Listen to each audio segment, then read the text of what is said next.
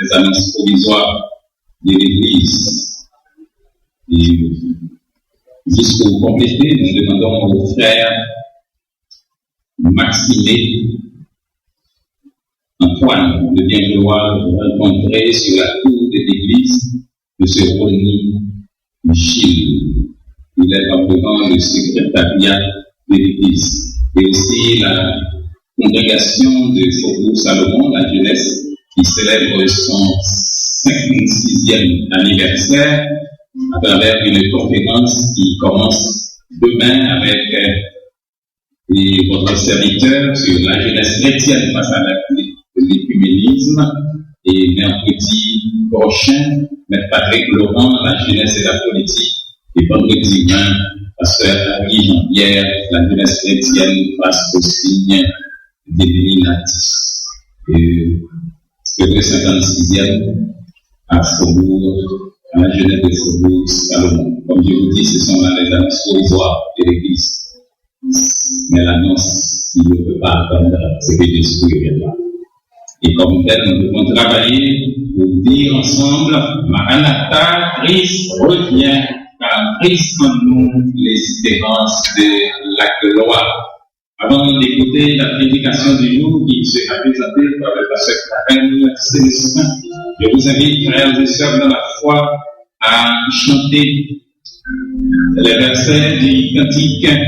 Le ciel était voilé, la route était obscure, voyageurs désolés, j'étais à l'aventure, chacun du chemin était une menace. Et je cherchais en vain la porte de la grâce. Et je vis sur le seuil, debout dans la lumière, Jésus, qu'elle nous accueille, il fit à ma misère. Je t'attendais, pourquoi dit-il, pauvre à ma place? Bien juste tard, c'est moi qui suis la grâce. Cantique inscrit au numéro 306 de notre recueil des chants d'espérance, section française, sur les ailes de la foi 504, cantique populaire 286. Et si vous avez le recueil de Brise et l'éveil, c'est le numéro 60.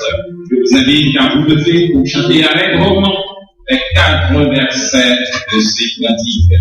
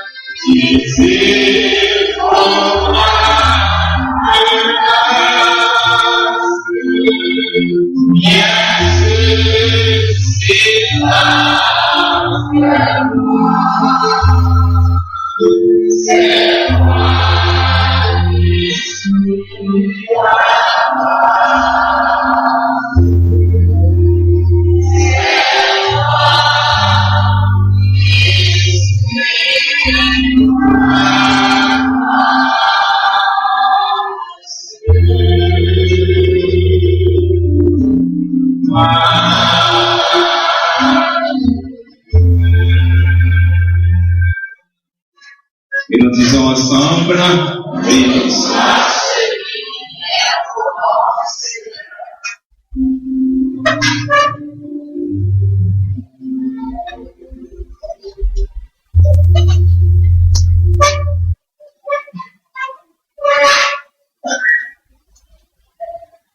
Je rappelle pour ceux et celles qui n'étaient pas là, au moment où la lecture d'où sera tirée notre méditation a été faite, que celle-ci a été faite dans 1 Thessaloniciens chapitre 2, verset 10 à 12. Juste avant de commencer, j'aimerais demander à tous les papas qui sont ici, je suis debout pour moi.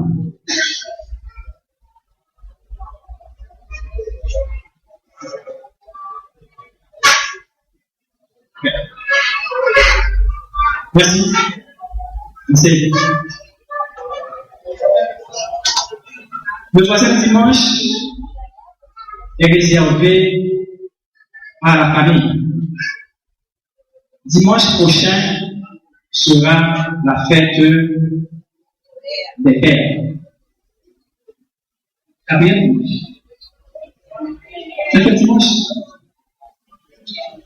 Aujourd'hui, c'est la fête des pères en Amérique du Nord. Porter un message pour la fête des pères ou porter un message qui traite des papas, pour moi, n'est jamais chose facile. Et la raison est simple, c'est parce que les pères sont tellement décriés chez nous. lorsque j'observe les messages qui parlent, qui sont portés sur la fête des mères, les versets qu'on trouve pour méditer, à mon avis, paraissent toujours tendres. Par exemple, Proverbe 21, on parle de la femme vertueuse. Lorsqu'on parle de Anne, la mère de Salomon, on parle de Marie, la mère de Jésus, et j'en passe. Par contre, quand on veut méditer sur la fête des pères ou sur les papas, on trouve des versets du genre Père, n'assistez pas, n'irritez pas vos enfants, n'irritez pas. Déjà, vous pouvez faire la différence, la tendresse et. Mais, étant donné que, malgré tout, je suis convaincu, persuadé, qu'il y a des pères qui sont exemplaires. Je pense à Joseph, le père nourricier de Jésus. Je pense à Zébédée, le papa des deux disciples de Jésus, deux disciples de Jésus. Et je suis convaincu aussi qu'il y en a ici ce matin. C'est donc avec joie, malgré tout, que, avec l'aide du Saint-Esprit de Dieu, nous allons réfléchir un peu sur les papas, sur les pères. Pour votre gouverne, toutefois, ou in limite, j'aimerais vous rappeler que la fête des pères actuelle remonte au XXe siècle. Et ceci a été initié par une dame, une américaine, du nom de Sonora Smart Dodd. Cette dame voulait souligner le mérite de son papa. Son papa qui, seul, depuis son veuvage, élevait sa fille et ses nombreux frères et sœurs. Reconnaissante, Sonora proposa une célébration comparable à celle de la fête des mères. Ainsi, en 1924, le président américain Calvin Coolidge se montra favorable à la création d'une journée nationale consacrée aux pères. Mais ce n'est que récemment, en 1966, que le président Lyndon B. Johnson l'institua officiellement en fixant la date au 3e dimanche du mois de juin. Entre-temps, l'idée a fait son chemin dans le monde. Et c'est ainsi que nous autres aussi, nous avons adopté, pour moi c'était toujours le 4e, mais le 5e dimanche, pour fêter les pères. Mais quelle fête! Quand on considère un père, on a toujours tendance à ne regarder que l'aspect autoritaire. Mais ce matin, je veux considérer avec vous d'autres aspects du père, d'autres facettes du papa. Et c'est pourquoi le titre de notre méditation de ce matin est « Qu'est-ce qu'un papa ?» ou, si vous voulez, quels sont les qualificatifs d'un papa ou d'un vrai papa. Mes frères et mes sœurs, s'il est vrai que beaucoup de papas, de par leur comportement, de par leur attitude, donnent des raisons valables pour qu'on fasse la différence entre papa et maman, pour qu'on méprise même ce jour consacré au papa, la Bible, elle, semble ne pas aller dans ce sens. La Bible semble accorder la même importance tant au père qu'à la mère. Lorsqu'elle dit dans Proverbe chapitre 30, verset 17, et je lis pour vous, l'œil qui se moque d'un père et qui dédaigne l'obéissance envers une mère, les corbeaux du torrent le perceront.